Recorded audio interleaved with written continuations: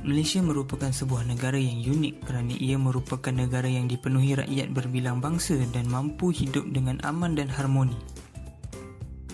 Penduduk majoriti terdiri daripada Melayu, Cina dan India serta lain-lain membuatkan Malaysia mempunyai kepelbagaian budaya dari segi bahasa, adat resam, kesenian dan budaya makanan serta lain-lain. Kepelbagaian budaya merupakan kunci utama untuk mengekalkan keharmonian dan keperpaduan kita sebagai rakyat Malaysia. Mengadaptasi budaya yang terdapat di Malaysia merupakan identiti kita sebagai rakyat Malaysia. Sebagai contoh, penggunaan bahasa rojak dan makanan kegemaran yang berasal dari bangsa yang lain.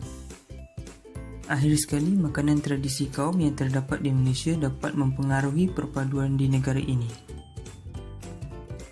Objektif pertama, mengenal pasti makanan yang terkenal di antara tiga bangsa iaitu Melayu, Cina dan India. Kedua, mengenal pasti keunikan dan daya tarikan utama makanan. Ketiga, membincangkan kepentingan makanan di dalam masyarakat di Malaysia. Makanan tradisional masyarakat Melayu adalah makanan turun-temurun dari zaman dahulu lagi dengan keunikan cara memasaknya.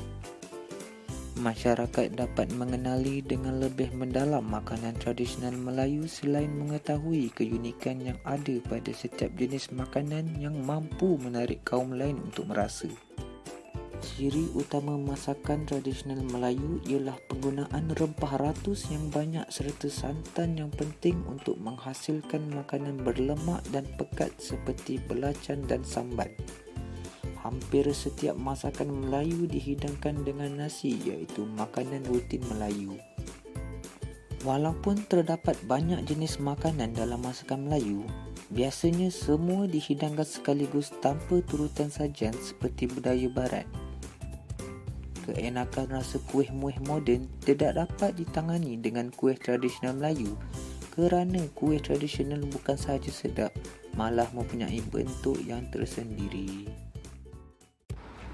Kaum Cina merupakan suatu kaum masyarakat yang bertutur dalam bahasa Cina dan bahasa Melayu di Malaysia. Mereka mempunyai makanan tradisional yang tersendiri. Makanan tradisional kaum Cina telah diwarisi secara turun-temurun dalam masyarakat Cina supaya tidak pupus. Mantau merupakan sejenis ban kukus Cina atau turut dikenali sebagai roti kukus yang sangat popular di Cina Utara. Ia bersifat lembut dan padat, sesuai untuk semua lapisan masyarakat. Terdapat dua jenis mantau iaitu berinti dan juga tanpa inti.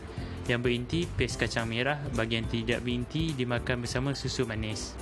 Kuih enak yang mempunyai kulit daripada tepung lembut dan berinti dikenali sebagai kuih bulan menjadi rebutan masyarakat Cina.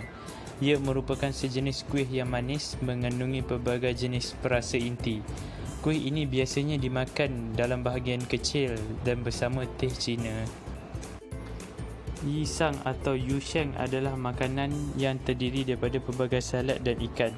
Hidangan ini biasanya dihidangkan menjelang Tahun Baru Cina. Masyarakat Cina mempercayai bahawa ikan adalah pembawa rezeki.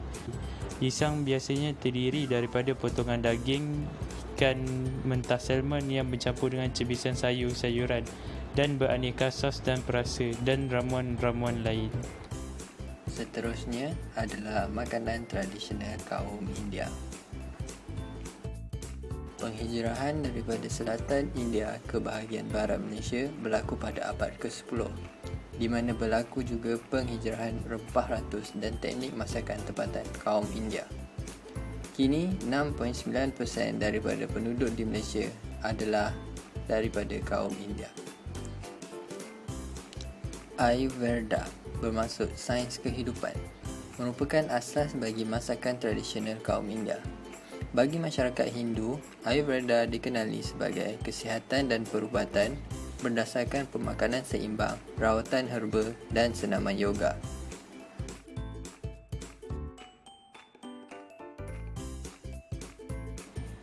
Makanan yang pertama adalah hidangan yang berasal daripada negeri Tamil Nadu, Kerala, Karnataka dan Andhra Pradesh di India, iaitu nasi daun pisang. Mengikut tradisi kaum India, daun pisang digunakan sebagai alas nasi bagi menggantikan pinggan dan dihidangkan bersama lauk seperti kari daging, ayam goreng, sayur-sayuran dan papadum. Makanan seterusnya adalah muruku. Di India, muruku juga dikenali dengan nama lain seperti murukulu, cakralu, jantikalu dan cakli. Ketika perayaan Deepavali, muruku merupakan makanan wajib yang perlu dihidangkan, dan ketika perayaan Hari Raya, muruku dihidangkan sebagai kuih raya. Seterusnya adalah putu mayam. Putu mayam bukan sahaja terkenal di Malaysia, malah terkenal juga di Singapura dan Indonesia. Putu mayam berasal daripada negeri di India iaitu Tamil Nadu, Kerala dan juga Sri Lanka. Putu mayam juga dikenali dengan nama lain iaitu idiyappam. Putu mayam biasanya dihidangkan bersama kelapa parut dan gula perang.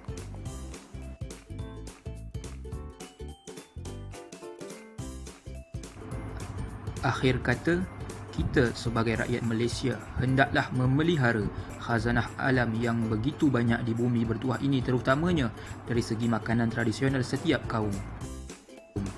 Kita juga hendaklah mensyukuri nikmat yang Tuhan kurniakan kepada kita, dan kita sewajarnya perlu bekerjasama bagi mengekalkan keamanan dan keharmonian negara bagi menjamin khazanah ini dapat bertahan hingga ke generasi akan datang.